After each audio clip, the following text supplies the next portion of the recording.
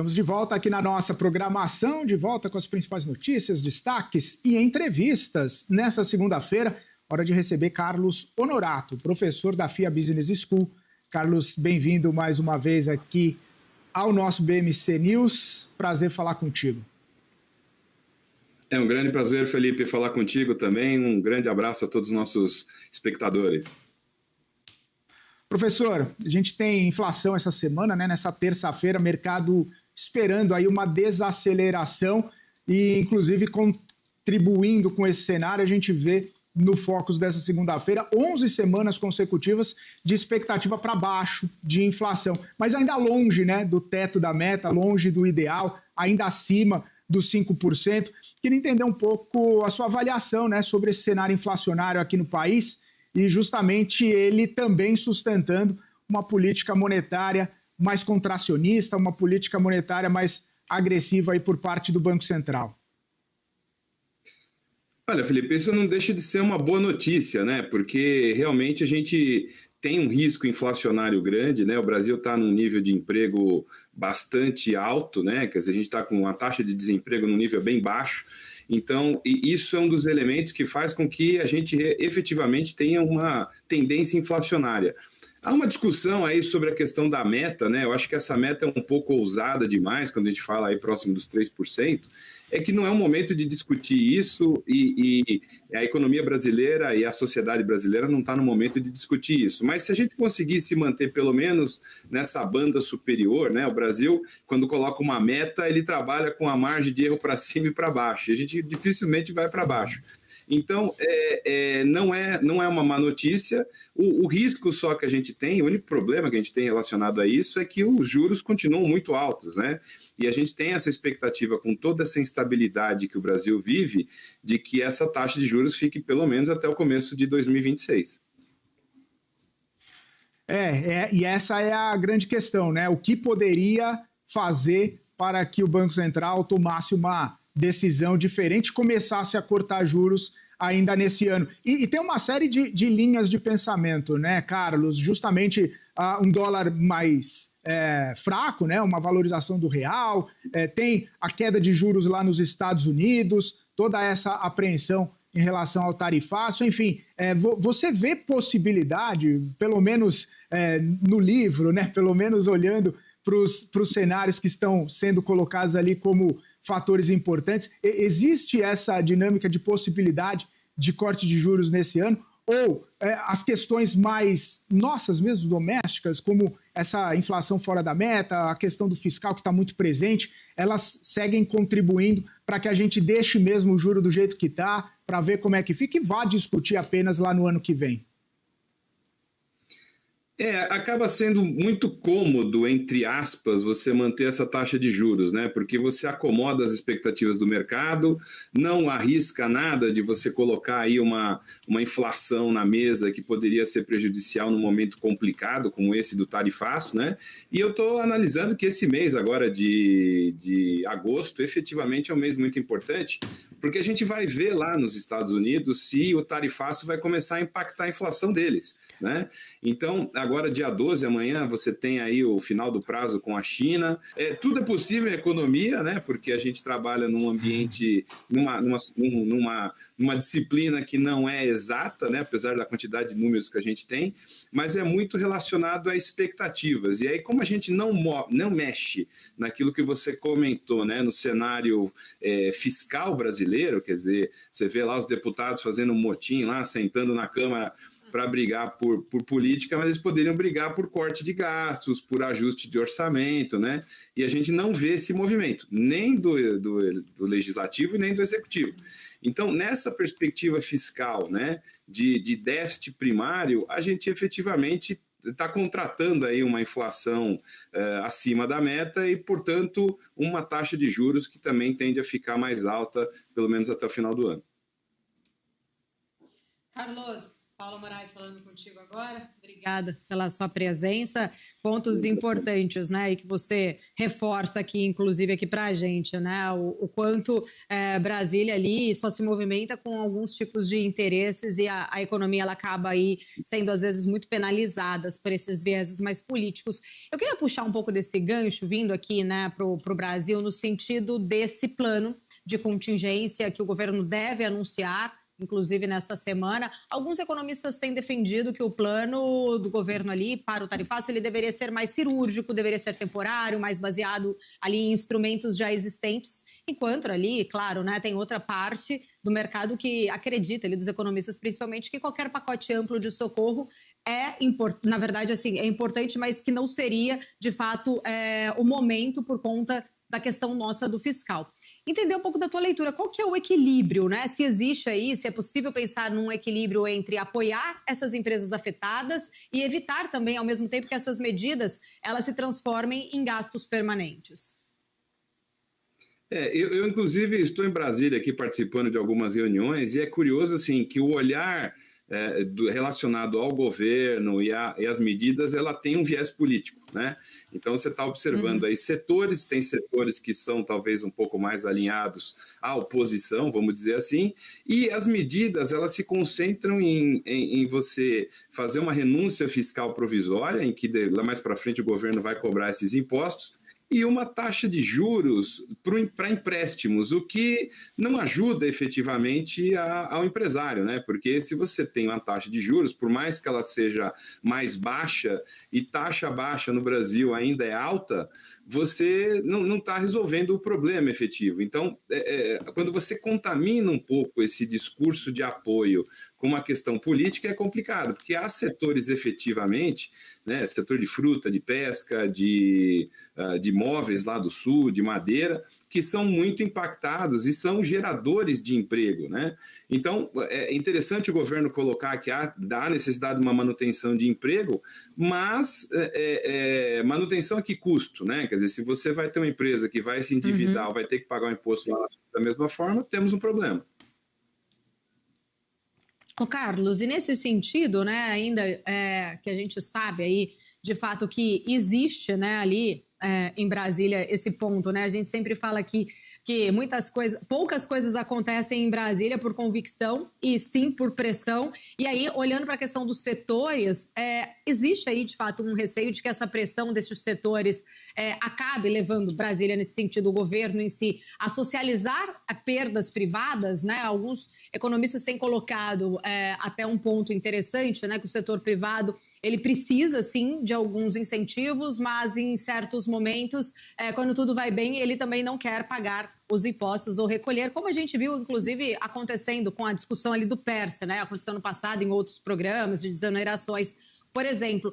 Poucas coisas acabam acontecendo de fato, né? Nesse sentido ali, mais por convicção. Você até trouxe ali a questão ideológica, isso acaba pesando bastante. Como blindar este pacote, então, na sua visão, né? De contingência, para que não aconteça esse tipo de risco e garantir que ele realmente funcione, né? Tem ali, talvez, começo, meio e fim mais definidos. Nós, como sociedade, temos que fazer uma força danada para que as reformas, para que o ajuste fiscal, que a busca do superávit primário, eu defendo isso porque o superávit primário foi talvez a única ferramenta macroeconômica que a gente usou bem, e quando usou bem a economia reagiu, né? A gente teve ali grau de investimento, a nossa inflação foi contida. Então, o esforço por um superávit primário não é tão ruim. Pelo contrário, é excelente para a economia. Só que nesses momentos de tumulto, a gente abandona o discurso estratégico de longo prazo e fica brigando pelo curto prazo, né? Então, quando você falou muito bem, né, em socializar as perdas, na verdade a gente já está socializando as perdas quando a gente tem déficit, né? Quer dizer, está todo mundo pagando uma conta de um governo que gasta demais. Precisaria ajustar isso. Professor, e aí se a gente for até ver algumas estimativas, né? O Brasil poderia perder aí 0,2% ou até mesmo 0,4% do PIB por conta desse tarifaço, por conta dessas movimentações. Você percebe, né, que esses números aí eles podem acabar subestimando, até superestimando alguns dos efeitos mais reais por conta de todo esse cenário que também não está muito fácil de ser revertido? Uhum. Olha, o Trump, por exemplo, está querendo aumentar a importação de soja da China. Então, tem tanta variável acontecendo, né, que é difícil a gente dizer. O problema é que esse número de queda de PIB, né, ele é uma grande média. E eu sempre brinco, como média, você está com a cabeça no forno e o pé na geladeira, na média você está na temperatura ambiente, mas você está queimando e congelando, né?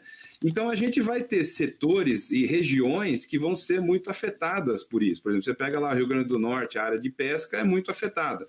Então, tem uma iniciativa do governo aí de fazer compras, né, do pescado. Isso me parece uma boa saída emergencial, né?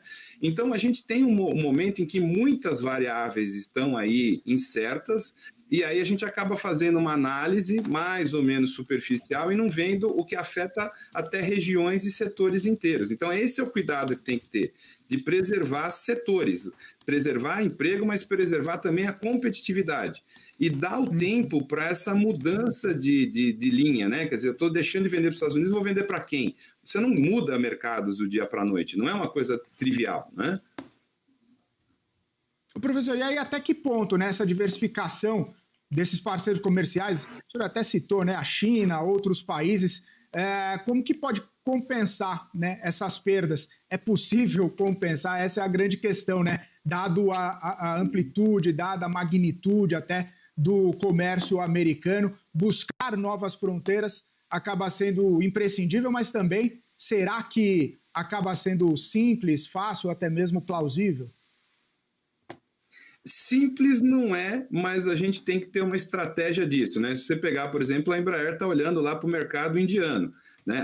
A vantagem desse tarifaço é que não é só o Brasil que está tomando pedrada, né? A Índia recebeu também uma pancada na semana passada, e isso vai movimentando a questão do quê? Da confiança na economia americana. Né? Então, você pega os BRICS, que a gente está toda hora falando deles, é um grupo que efetivamente pode dar vazão a isso.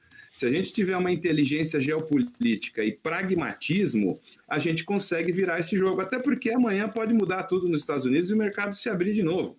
Então a gente tem que ser muito ágil, muito prático e muito inteligente nessa jogada, né? E aproveitar a crise, né? Ou essa ameaça que é de buscar oportunidade de novos mercados pelas empresas, pelo governo, quer dizer, todo mundo tem que estar mais alerta. Isso eu acho que é muito bom para a economia brasileira. Agora, é sofrido, né? A gente vai ter perdas nesse período de transição. Ô, professor, você até citou, né, a notícia ali do Trump, né, pedindo ali para a China quadruplicar a compra de soja. Se de fato a China atender a esse pedido, né, de Donald Trump ampliar fortemente as compras de soja americana, qual pode ser o impacto para nós aqui do Brasil, que hoje somos aí um dos principais, né, fornecedores, inclusive, deste produto para o mercado chinês? Olha, a gente tem construído dois cenários para a soja, né? Um cenário é que realmente, no longuíssimo prazo, a gente tem uma ameaça aí de outras regiões produtoras de soja. Agora, é uma coisa curiosa, a China exportar soja para os Estados Unidos quando ela precisa importar soja do Brasil, né? O que eu acho que pode, a gente tem que ficar no radar, aí o que pode começar a acontecer é de repente, a gente está vendendo soja para a China e a China vendendo a nossa soja para os Estados Unidos, né? Ou você vendendo carne para o México e o México vendendo a carne para os Estados Unidos, que é o que aconteceu um pouco com o petróleo russo.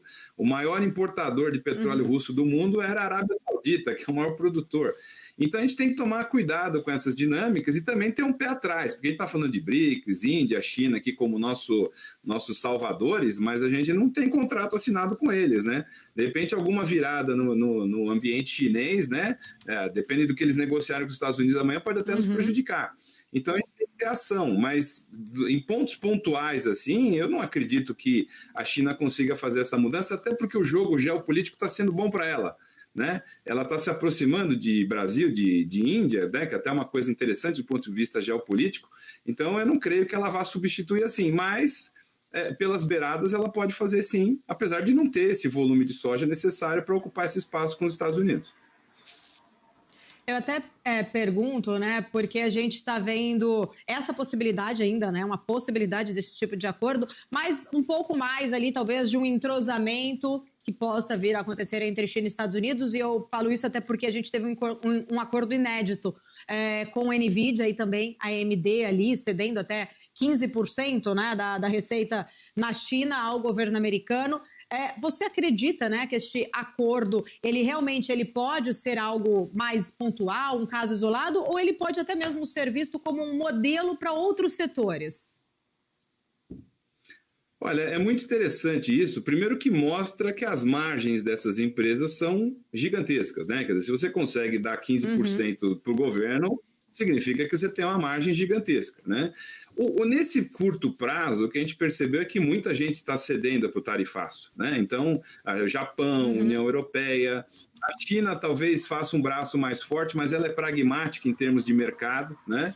Então, você tem num curto prazo esse aumento. E a gente está saindo de uma média de tarifas próxima a zero nos Estados Unidos para 20%, que é alguma coisa muito parecida do final do século XIX, né? Que os Estados Unidos era protecionista. Então, a gente está num movimento de aumento de protecionismo. O que vai acontecer numa estabilização disso é uma queda de margem para um monte de gente. Então, quem tinha margens muito elevadas vai comer um pouco dessa margem, né? Mas eu acho que isso tende a se acomodar, até porque não dá para o Trump manter esse movimento ad eternum, entendeu? Uma hora ele vai ter que estabilizar isso. Só que se ele estabilizar com as tarifas médias em 15%, 20%, a arrecadação americana e o fortalecimento ali do mercado americano vai atender o que ele quer. O grande risco para ele é inflação. Então, eu acho que há possibilidade de outros acertos assim estranhos, né, pouco convencionais, mas é muito no intuito de resolver o problema e vamos continuar negociando, senão eu paro minha produção, paro minhas exportações, isso é o pior dos mundos. Tá certo. Professor, para a gente encerrar aqui, e nesse finalzinho, a gente começou falando de inflação e voltou agora nessa última falando das pressões e dos impactos, né, de todo esse cenário para os Estados Unidos também. Você percebe que a gente pode ter algum tipo de volta atrás ou até mesmo de alguma percepção menos forte por parte de Donald Trump por conta de alguma pressão inflacionária, ou o que ele deseja, que é o aumento, né, da arrecadação, está se concretizando e assim deve ficar até mesmo pressionando os parceiros comerciais? O método Trump é ataque, ataque, ataque e depois negue, né? Eu acho que a grande briga econômica divertida que pode acontecer em agosto é se a inflação começar a bater, começar a subir, e aí o embate dele vai ser com o presidente do Banco Central, né? E aí ele provavelmente não vai dizer que as tarifas estão erradas, ele vai dizer que o presidente do Banco Central é que está errado. E aí a gente vai ver um embate interessante nos Estados Unidos, porque você vai começar a ter um processo inflacionário, o Powell vai ser firme na questão da taxa de juros, e aí que a gente vai testar efetivamente como que a coisa vai virar. Se não vier inflação, né, em agosto, setembro, o Trump está conseguindo realizar aquilo que ele se propõe, e aí a gente vai ter que também dar uma relida nos manuais econômicos, porque é uma nova era aí de economia global, né? Tá certo. Professor, muito obrigado, viu, pela participação. Prazer recebê-lo novamente aqui na programação da BMC News. Uma ótima semana, até uma próxima. Felipe, Paula, um grande prazer sempre falar com vocês. Estamos à disposição. Um grande abraço a todos.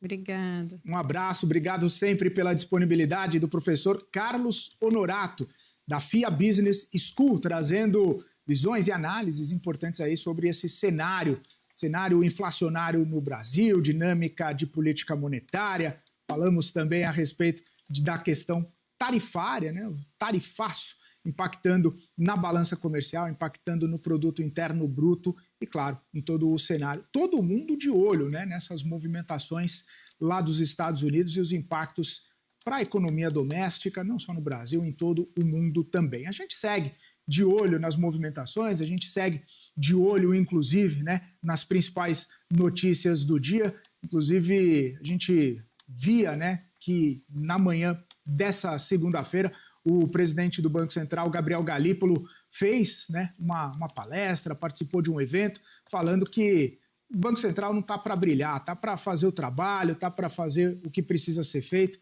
não é para ficar sendo alvo ali de discussão e comentários. Interessante até essa postura do Gabriel Galípolo, que fala no comunicado e fala na ata também.